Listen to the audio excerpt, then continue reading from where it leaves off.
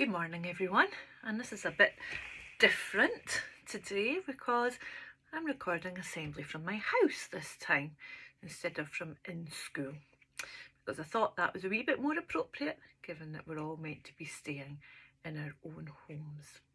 So good morning, it's Monday the 27th of April and here we are again for another weekly assembly. Now, I was thinking that I know some people have been struggling to get on Glow and to get online, and some people can't get their internet to work or whatever else is happening with your IT. And you just need to remember not to worry about it and just do something else instead. And a lot of people, the grown-ups in the house, do have Facebook. So if you look and watch the assembly, there's lots of ideas in there for things to do. And also, of course, there's bedtime stories every night, and there's a post every day on the Burnt Island School page, which will give you little hints and things of other activities you can do that you don't need access to Glow or Microsoft Teams or any of these things to do. So always be checking in with the Facebook page, and each day you'll see a post that connects us with our 5 ways to wellbeing. So of course on Monday my job is to remind you to learn, and that every day is a learning day. So maybe today you could be learning how to say the date and the weather in French if you're primary 1 to 7 or even nursery, and maybe you could also be learning how to do that in Spanish if you're in primary 5, 6 or 7. So there you go, that's one wee learning thing for today, as well as all of the other things you're learning, I'm sure. Tomorrow it'll be Take Notice Tuesday, and then so on until we finish up on Friday with Be Active Friday and Mr. Hubbard showing us our activity for a Friday and being active. Now, last week lots of you sent your photographs and little videos to the Facebook page, and we just thought that was fantastic, absolutely fantastic. It was so nice to see everybody and to see all the things you've been getting up to. And also I thought I'd share with you some of the things we're getting up to, because do you know that the staff still have our meetings and things? So last week I had a meeting with Mrs. Clooney and Mrs. Hood and Mrs. Foreman and Mr. Hubbard and Mrs. Perry, all on camera on my phone, and we were able to speak to each other and plan some of the things that we're doing and talk about all of the plans that we have for the school and things like that. So watch this space, because this week your teachers and your early years officers and the pupil support assistants will all be getting together with different groups at different times to still be talking about all the things that we're up to. Oh, and there's one of my cats in the background. There you go, that's Frankie. She's making an appearance today. Last week we had Fraser at story time, but today we've got Frankie on my desk. There she goes in the background. That's her. So also, as I was saying, we've been having lots of different meetings. I know that all the pupil support assistants were meeting with Mr. Hubbard and Mrs. Perry last week, and that was really nice too for them to get together and chat like this over camera. So if you're able to do that with your friends, and sometimes that's quite a nice way to do things. So let's get started. Last week I posed the question, what was the toughest creature? Because that came from a little book, Do Igloos Have Loos? And other cool questions. So this one was, what is the toughest creature on Earth? And according to this book initially was that it was the cockroach, because the cockroaches are the only creatures that they thought would survive a nuclear war. And actually they can survive underwater for 15 minutes. They can detect movement as small as 2,000 times the diameter of a hydrogen atom. I can't even imagine that. And they can live for several weeks, even if their head's been chopped off. Oh my word. However, oh, and also, if it breaks a leg, it can just grow another one. Isn't that fascinating? And it's the fastest thing on 6 legs. And it can cover 1 whole metre in a second.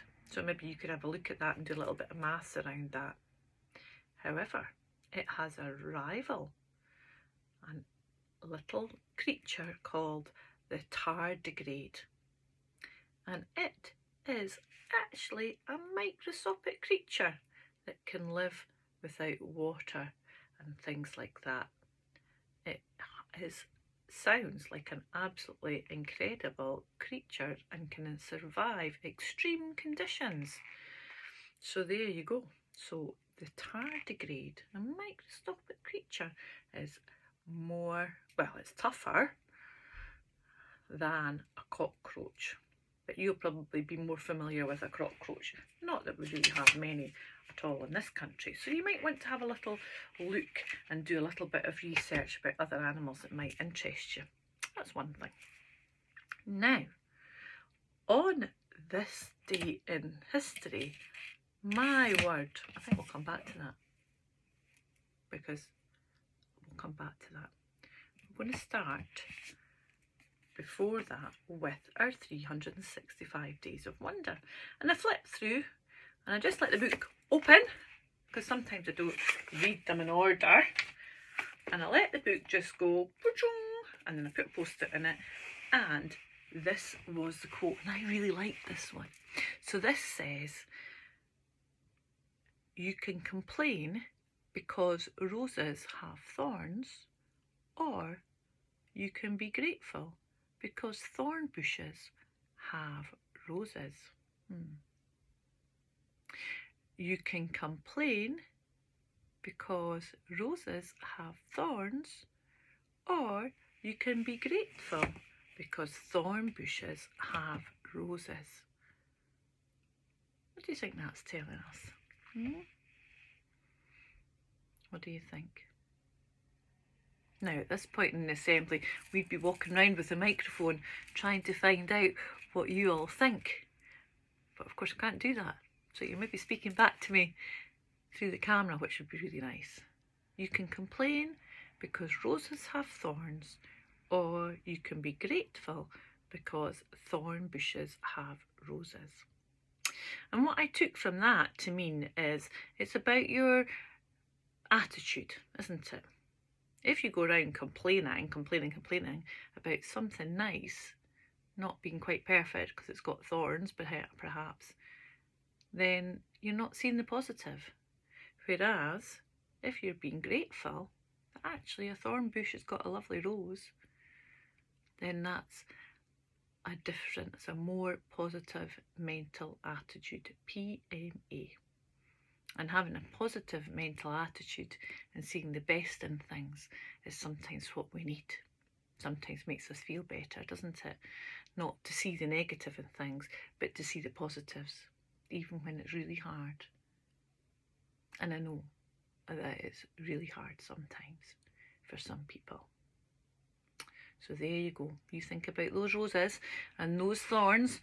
You can complain because roses have thorns, or you can be grateful because thorn bushes have roses. So you think about that this week as well. Now, my Everyday Kindness book. This one, I actually opened it on the 27th of April and decided that 27th of April, which is today, was actually the one that we should use. And maybe this is more for the grown-ups, or maybe it's for you, depending on how you're feeling. And it just says, soothe yourself. After a hard day, be sure to look after yourself. Take a long soak in the bath, read a book, or listen to music. Whatever soothes you and restores your soul. So there you go. April the 27th, from Everyday Kindness. After a hard day, be sure to look after yourself. Take a long soak in the bath, read a book, listen to music, whatever soothes you and restores your soul. So that's maybe something for all of us, just to be making sure that you're looking after yourself, especially some of the grown-ups who are maybe spending lots of time looking after everyone else in the household sometimes. So just take time. We say that. I mean, we say that as one of our school rules, don't we? It's being kind. And being kind is being kind to yourself, because it's important to look after yourself too, so that then you're in a good place for looking after others and being kind to others. So always remember, kind to yourself, kind to others, and kind to the whole community and environment. That's really important. Okay, not in that order, any order you like, but kindness is so important. Now, over to this day in history. There's actually quite a lot in this day in history, so you might want to research that too. Go on to Google and have a little check out and find out what happened on the 27th of April. For those people home educating, just so you know, today is the World Day for Health and Safety at Work. So just make sure that everybody is nice and healthy and safe at work today, because it is World Day for Health and Safety at Work on the 27th of April. Now, I have never known that until today. So there you go. That's something for everyone. It's also the actress's birthday, Sally Hawkins. Now, she plays the mum in Paddington, for those of you who have seen Paddington. And it's her birthday. She was born in 1976, so for a bit of maths you could work out how old she is. She's younger than me. And Darcy Bussell, for any of you who are Strictly fans or who are interested in dance, it's her birthday as well today, Darcy Bussell, and she was born in 1969, so she's a wee bit younger than me too. So there you go. It's also World Vet Day. So World Vet Day, you could be thinking about your animals, or you could be thinking about the vets that maybe look after your animals, and maybe if you wanted to, you could do a little picture or write them a little letter and post it off to them. Or you could be drawing pictures of your pets and your animals at home, if you have any, and send them in to your teachers. So just something else to be thinking about. However, in 1981, Xerox PARC introduced the first computer mouse. So there you go. Before 1981, people didn't have a mouse for their computer. And in 1981, I was already at high school. So I'd never seen a computer mouse until way after I left high school. So imagine that. In 1992, it's a wee political one coming up, but I think it's really interesting. In 1992, Betty Boothroyd was the first woman who was ever elected the Speaker of the House of Commons in 700 years. So it took the House of Commons down in London 700 years before they ever had the first woman speaker, and it was Betty Boothroyd. So again, maybe some of the older children, you could do a little bit of research about that and find out a little more about that. And I know Maya, Scott, you'll be interested in that after your amazing talk at the speakers competition. So there's something else you could be thinking about and researching into. And also in 1994, it was the very first South African general election that was democratic and where black citizens could vote. So that was as late as 1994. So that's quite something. So again, maybe something, especially all the way through the school, especially for our children moving up further up the school and into the wider world. 1994 was the first democratic general election in South Africa where black citizens could vote. So thank goodness that both of these things have changed. Black people not being allowed to vote in South Africa and women not allowed to become the Speaker of the House of Commons. These things have now changed, but it took quite a long time to get there. So you could do a little bit of research on that if you wanted to. Okay, so talent spot. Now, today's talent spot's a wee bit different. I had so many different things that have come in, and we're going to do something different with all of them and capture them together. But for talent spot this week, I'm going to be telling you about a song that's called Follow the Rainbows. Now, this song is being sung by a group of people called Sing in the City, and some of our parents and grandparents are involved in Sing in the City, and they've got a Facebook page called Sing in the City, and you can join that every Monday and Friday and join in. But their song Follow the Rainbows is supporting, it's a charity song, and it's supporting Sam H, which is a mental health charity, and the proceeds from their music will go to help that. And it's really a song all about the times that we're living in just now. And in the video, you might spot some familiar faces from some of our BPS family, old and young. So I'm going to post a link to that underneath this video. So get on there and have a look, and you will spot some people from our school doing a fabulous job singing and appearing in the video. So have a wee look at that and check that out, because I'm sure you'll be delighted to spot familiar faces. Okay, now finally, if you remember, last week I said I didn't know what to do with what's in the box and I'd work out something else. So I took it home with me for the week, and because I'd read all the ones in it that were things that we could do in school, and I didn't have any more that we could really use when we're not in school, so I took it home with me, and it's been sitting in my house since last week. So I've been thinking a lot about what I was going to do with the box. Here it is. You're all familiar with it because you see it every week at assembly, but maybe your grown-ups don't know what it looks like. Here it is.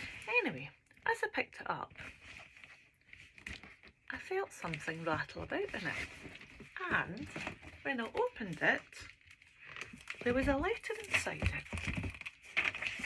Now, I knew it wasn't one of my cats, because they can't write, but the letter said this.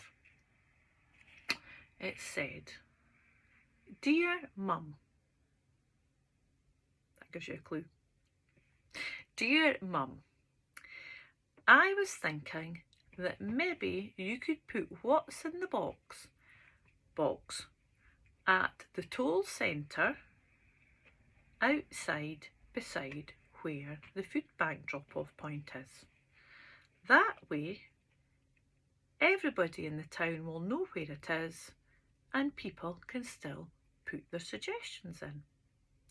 Maybe you could leave some envelopes there too, so that people could put their suggestions in a sealed envelope and then pop them in the box." So this letter, at the bottom it says, "Love from Alice." So this letter is from my daughter, who popped it in the box during the week, and her suggestion was to put the box at the toll centre. So I have spoken to Yvonne and Brendan at the toll centre, who are volunteering to get things out and about to the town, and they have said that the box can go outside the toll centre. So between Monday and Friday, what's in the box will be down at the toll centre, maybe not until later on a Monday, and then after that it will be there, let's say Tuesday to Thursday. Tuesday, Wednesday, Thursday. It will be outside the toll centre when they're open, so that you can put your suggestions in the box. And I'll leave some envelopes so that you don't need to worry that someone will read your message when the box is sitting there. So I'll leave out some envelopes. Take your letter with you, put it in an envelope, make sure you've got your name and your age on it and your class, and then you can put it in the box.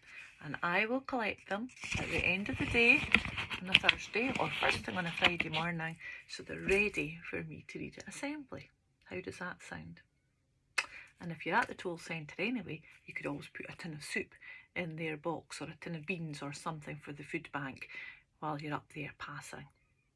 The toll centre are also, the Beat people, the volunteers, they're all suggesting that we could also decorate our houses with bunting or pom-poms or things like that to try and keep us cheery and to brighten things up.